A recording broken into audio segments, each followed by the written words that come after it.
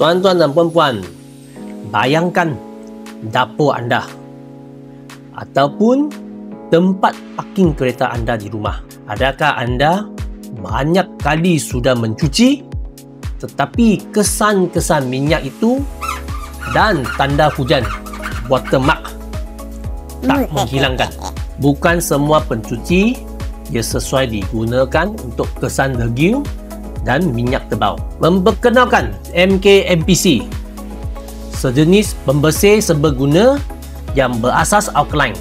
Formulanya berkuasa tinggi, mampu menanggalkan kesan-kesan kotoran degil dan juga kesan-kesan minyak dengan cepat.